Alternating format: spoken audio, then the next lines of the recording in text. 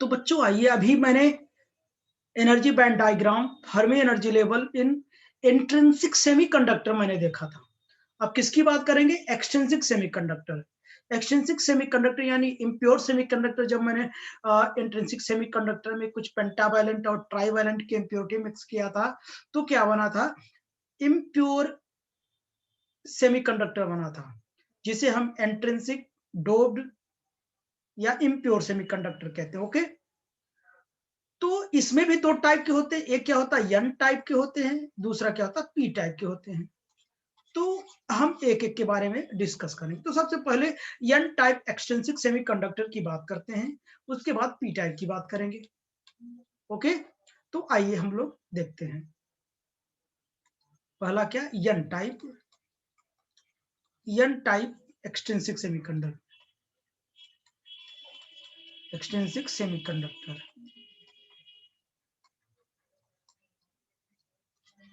N type extrinsic semiconductor. Okay, तो चलिए, तो आपको पता है, we know that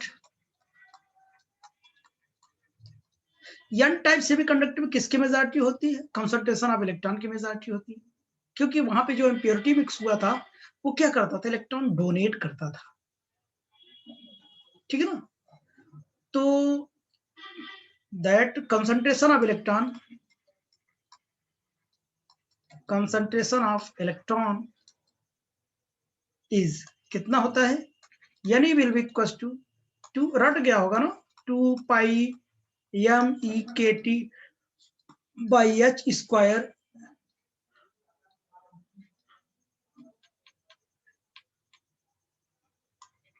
H square by power 3/2 ना। और एक्सपोनेंशियल में कितना था? एफ माइनस कितना था? ईसी था बाई के टी।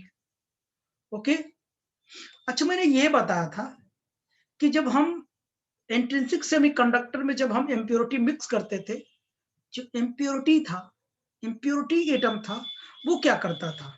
इलेक्ट्रॉन डोनेट करता था। इसलिए उसी इम्प्योरिटी को हम क्या बोलते थे? बोलिए। डोनर आयन बोलते थे, डोनर एटम बोलते थे। यानी यही जो कंसंट्रेशन ऑफ इलेक्ट्रॉन होता था, यही डोनर आयंस हो जाता था।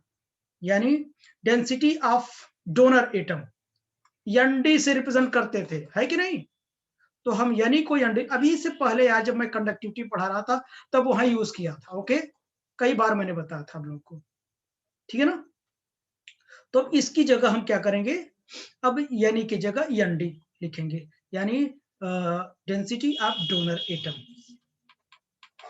यही तो इलेक्ट्रॉन को डोनेट करता था। डोनेट की वजह से तो कंसंट्रेशन ऑफ इलेक्ट्रॉन बना था यार, तो उसको मैं ऑब्वियसली मैं लिख सकता हूं। तो any will be equal to क्या लिख सकता हूं? एनडी लिख सकता हूं। ये डेंसिटी ऑफ डोनर एटम,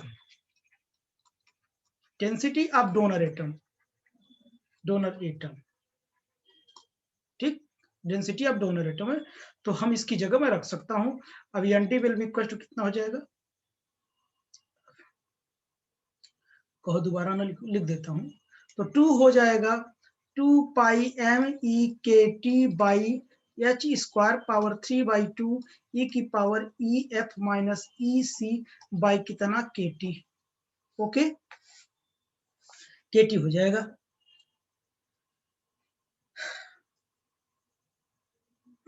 तो अब देखना आप लोग, मैं क्या करता हूं, इसको छोड़कर इस पूरे टर्म को देखना आप लोग। इस पूरे टर्म को मैंने नेमिंग क्या दिया? इसी सी नेमिंग दिया। इसको मैंने क्या दिया? सी दिया। ये सी, इस पूरे टर्म को, इतने को। ठीक है ना? तो यहां मैं लिखता हूं एनसी क्या है? एनसी हमारा effective, effective density, effective density state, density state है ऑफ द कंडक्शन बैंड। किसका है?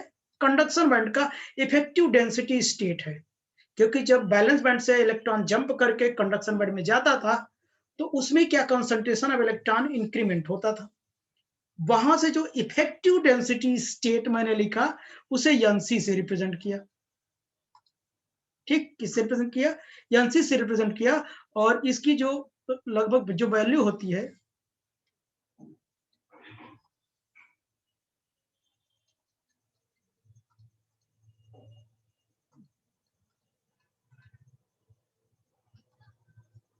तो जो एनसी की जो वैल्यू होती है बच्चों, वो क्या होता है? लगभग इतना होता है, NC will be equal to 2.8 into 10 the power 25 per metre cube. इतनी इसकी वैल्यू होती है, इफेक्टिव डेंसिटी ऑफ स्टेट। और ये क्या, इसी की जगह मैं रखूंगा। तो आगे देखिए मैं क्या रखता हूं। तो N D will be equal to N C, N C into E की power E F minus E C by कितना, के टी।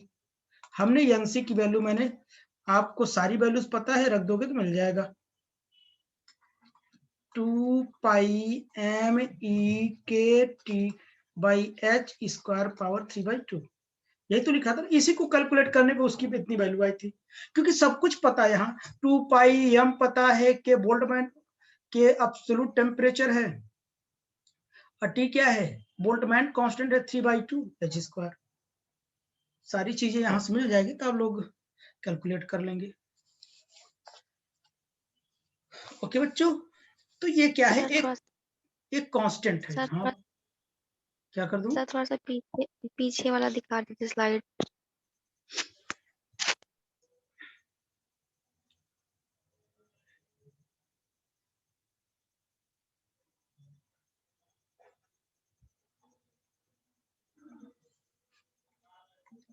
ठीक, अब जब सारी वैल्यूज पता है, टी को लगभग रूम टेम्परेचर यानी लगभग 300 केल्विन पर रखोगे तो उसकी वैल्यू वही आएगी, 2.8 इंटू 10 पावर कितना था बच्चों, 25 पर मीटर क्यूब। ओके, यहां से कैलकुलेट कर सकते हो। तो यहां तक की बात आई ना। अच्छा, अब देखो मैं क्या करता हूं, इसको डिवाइड करता हूं।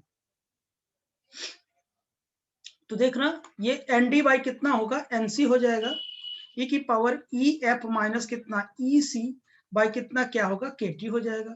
अगर मैं इसे पलट दूं, N C by N D लिख दूं, तो क्या हो जाएगा, ई की पावर, ये एक्सपोनेंशियल चेंज हो जाएगा, माइनस हो जाएगा, ई एफ माइनस कितना हो जाएगा, ई सी बाई कितना हो जाएगा, के टी हो जाएगा। ठीक, अब इसमें दोनों तरफ मैं क्या करता हूं, लॉग लेता हूं, taking log on both side,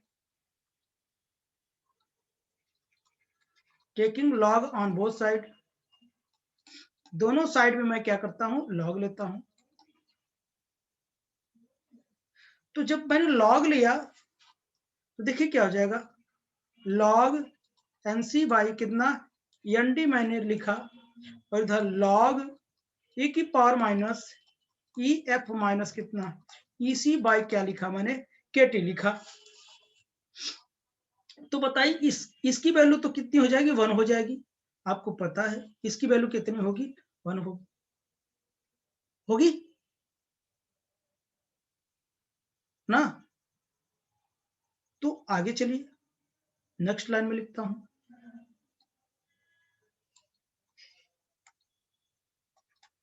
log N C by N D लिखा, और उसकी वैल्यू 1 हो गई, तो बचा क्या, ई एफ माइनस ब्रैकेट लगा माइनस ई सी बाई कितना, के टी।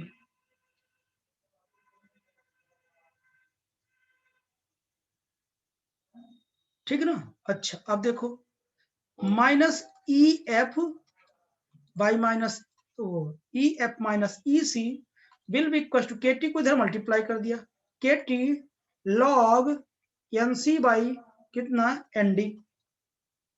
हमको निकालना क्या, फर्मी एनर्जी निकालना, इसीलिए उसको इधर ले जा रहा हूं। चलो, अब माइनस को भी उधर ट्रांसफर कर देता हूं, E F minus E C will be equal to minus K T log N C by N D,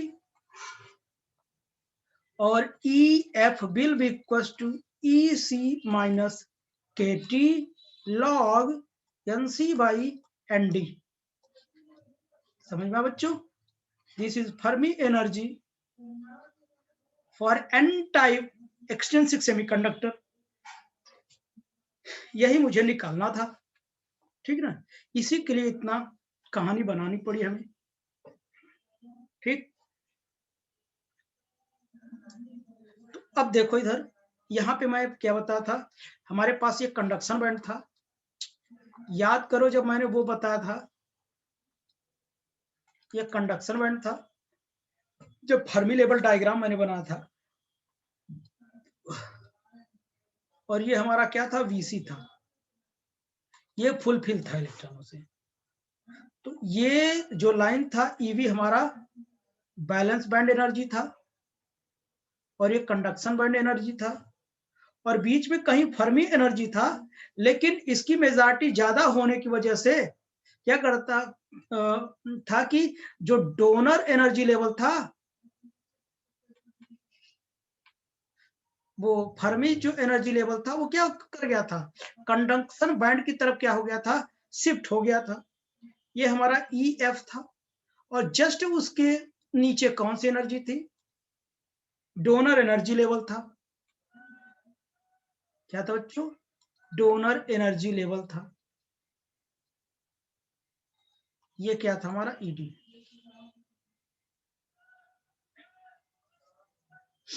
ठीक, देख रहे हो ना, डोनर एनर्जी क्या लेवल था वो।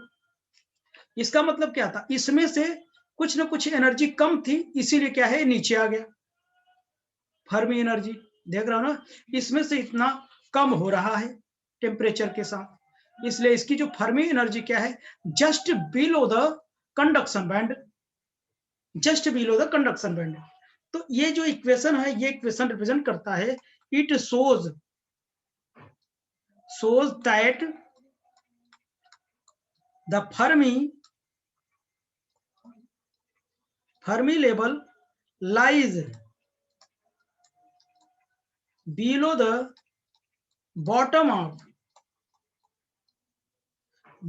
of the conduction band। Okay बच्चों, ये भी आप लोगों को समझ में आया होगा ना। चलिए, ये भी टॉपिक मेरा कंप्लीट हुआ। अब हम पी टाइप की बात करेंगे। पी टाइप के लिए भी आपको फिर से जुड़ना होगा। ओके, ज्यादा तो नहीं हो रहा है।